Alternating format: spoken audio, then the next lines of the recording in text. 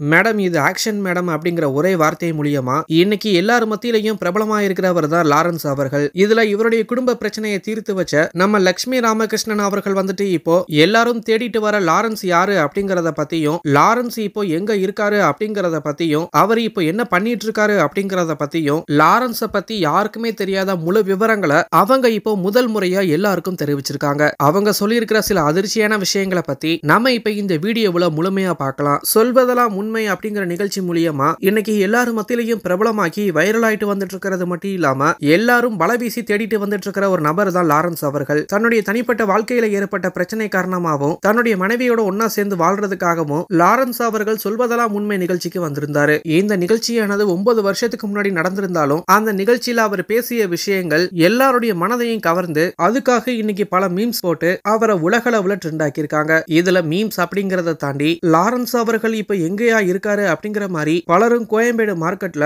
இன்டர்வியூஸும் எடுத்துட்டு வந்துட்டு இருக்காங்க. ஆனா லாரன்ஸ் அவர்கள் வந்துட்டு இப்போ உயிரோட இல்ல அப்படிங்கிற மாதிரியும் அவர் என்ன ஆனாருன்னு தெரியல அப்படிங்கிற மாதிரியும் சிலர் அவங்களுக்கு தெரிஞ்ச விஷயங்களை சொல்லிட்டு வராங்க. இந்த நிலையில சொல்வதெல்லாம் உண்மை நிகழ்ச்சியை தொகுத்து வழங்கிய லட்சுமி ராமகிருஷ்ணன் அவர்கள் வந்துட்டு இப்போ முதல் முறையா லாரன்ஸ் அவர்கள் பத்தியும் அந்த எபிசோட்ல நடந்த விஷயங்கள் பத்தியும் எல்லாரும் முன்னாடியும் மனம் திறந்து பேசியிருக்காங்க. அதுல அவங்க என்ன விஷயங்கள் சொல்லியிருக்காங்க அப்படின்னு பார்த்தோம்னா, எத்தனையோ குற்றவாளிகளை இந்த நிகழ்ச்சியில முன்னாடி உட்கார வச்சு பேசியிருந்தாலும் படிச்சவங்களை விட படிக்காதவங்க கிட்ட ஏகப்பட்ட திறமைகள் இருக்கு. அதோட அதிகமா ஹியூமர் சென்ஸும் இருக்கும். சில பேர் 4 கொலை பண்ணிட்டு வந்து என் முன்னாடி உட்கார்ந்து கேஷுவலா பேசிட்டு இருப்பாங்க. அவங்க கிட்டயும் கூட ஹியூமர் சென்ஸ் இருக்கு. ஒருத்தவங்களை ஒரு கோணத்துல மட்டும் காட்டாம அவங்கள அடையாளப்படுத்திக்க இன்னொரு கோணத்திலையும் காட்ட அனுமதிச்சிருக்கோம். அதனுடைய வெளிப்பாடு தான் லாரன்ஸ் மாதிரியான ஆட்கள். இப்ப கூட நீங்க ஒவ்வொரு எபிசோடையும் எடுத்து பார்த்தா ஏகப்பட்ட திறமையான ஆட்களை நீங்க பார்க்கலாம். லாரன்ஸ் அவர்கள் அந்த நிகழ்ச்சிக்கு வந்தது எனக்கு இப்பவும் ஞாபகம் இருக்கு. அவருக்குள்ள அப்படி ஒரு காமெடி சென்ஸ் இருந்தது. அதனாலதான் அவர் ஒவ்வொரு விஷயங்கள் பேசும்போதும் சில ஆக்ஷன் பண்ணும்போதும் எங்களுடைய டீம் வந்துட்டு அமைதியா இருந்தது.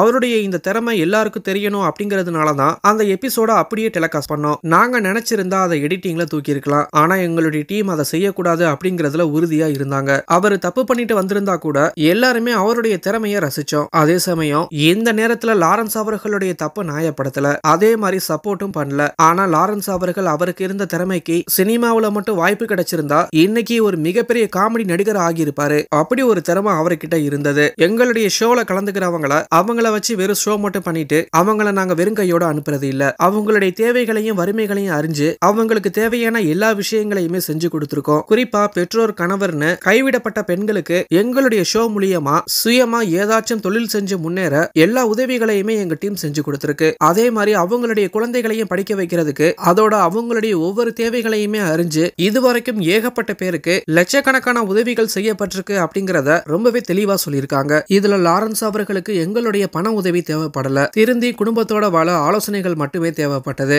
அந்த நிகழ்ச்சியில பிரிஞ்சிருந்த லாரன்ஸ் குடும்பத்தை ஒன்னு சேர்த்து அனுப்பியதுதான் எங்களுக்கு திருப்தியா இருந்தது. எங்கள்கிட்ட இருந்து எந்த உதவியும் லாரன்ஸ் அவர்களுக்கு தேவைப்படாதனால லாரன்ஸ் அவர்கள் கூட தொடர்புல இல்ல. லாரன்ஸ் அவர்கள் இப்போ எங்க இருக்காரு, என்ன பண்றாரு அப்படிங்கறதும் அவர் என்ன ஆனாரு அப்படிங்கிற விஷயமும் தெரியல அப்படிங்கிற மாதிரி சொல்லியிருக்காங்க.